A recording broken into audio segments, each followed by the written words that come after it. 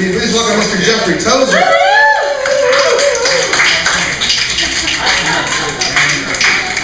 Thank you very much, thank you very much. Greetings cats, greetings kittens, what's the haps? What has been twitching? What has been itching? What you been stirring up in the kitchen? I could go on all night, but I won't.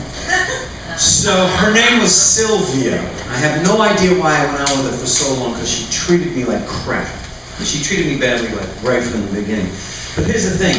The funny thing about the balance of power in personal relationships is it's always in flux. It's always moving, like water in a pool, on the top of a cruise ship, in a storm. It's always moving. The water's always moving.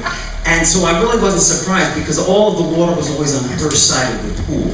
Sylvia had all the water on her side. So I wasn't really surprised, but I was still very hurt when she called me up and ended it. She said, "I'm done, it's over, no more Jack, and don't call me back." Which was okay, but my name isn't Jack, so I don't feel good about that. So I called up my friends, I said, "Listen, Sylvia just dumped me, I feel like crap, I want to go out and do something, let's go to Vegas. Let's all go to Vegas and have fun." They said, no, that's not a good idea, don't do that. I said, "No, I think it's a good idea, let's do that." So that's what we did. We piled into a car, we went to Vegas, we checked into the Bellagio, we're going high style. You might have thought that I wouldn't think it was such a good idea. The next morning at 6:30 a.m. when I found myself walking up the aisle of the Chapel of Love on South Las Vegas Avenue, the woman on my arm, who I only knew her first name, which was Cinnamon, and I realized I had just married her, but I still think it was a good idea to do this. Let me tell you what happened. The night before, I was at the craps table, and I don't gamble, I'm a horrible gambler, but I'm at the craps table and I'm winning. And I'm not just winning, I'm winning big, I'm winning huge, I'm winning big money. And the thing is, I never win when I go to Las Vegas. I had no idea that what a casino, how they treat you when you start to win big. They start to treat you like a king. They send things over. They were sending us drinks. They were sending us champagne. All my friends are drinking. The more we drank, the more they send over.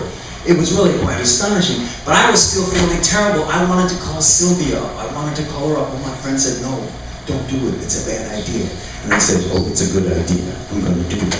So I called her not more than 10 times that night. I thought I'd show some remarkable restraint. Anyway, back to the tables. Playing, winning, I have no idea what I'm doing. People are saying, "Snake Eyes, boxcars, let it ride." I'm going, "Yeah, Snake Eyes, boxcars, let it ride, cool." Kept winning, I had no idea. Then they comped me a suite, the big high roller suite at the Bellagio. This is great. And that is the moment that pretty women started to show up all around, all of a sudden, like magic. There were pretty women everywhere. They were like jellyfish in the Caribbean, They were hanging all over me like fruit on a fig tree. Pretty women I'd never seen before. There was Cinnamon, she was one of them. She had a friend named Peppermint, I think there was a licorice and a caramel in it. But Cinnamon was amazing. She was truly amazing. Standing still, her good parts had this sort of magical jiggle to them, But once she started to walk and actually move with every step, she wrote a new chapter in the history of Jell-O.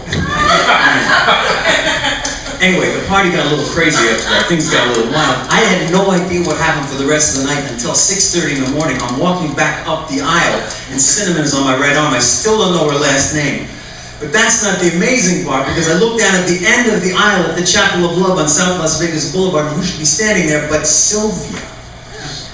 How the hell did she get here? I said, I must have said something on one of those 10 phone calls the night before. So she's standing there, and she has a look on her face that can only be described as jealousy. The little green-eyed monster. I had seen that look before. The thing I hadn't seen before, she was holding in her right hand a ball-peen hammer.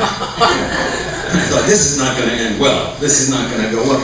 By the time we got to the end of the aisle, she starts chasing Cinnamon up and down the aisle, trying to whack her in the knees with this ball-peen hammer.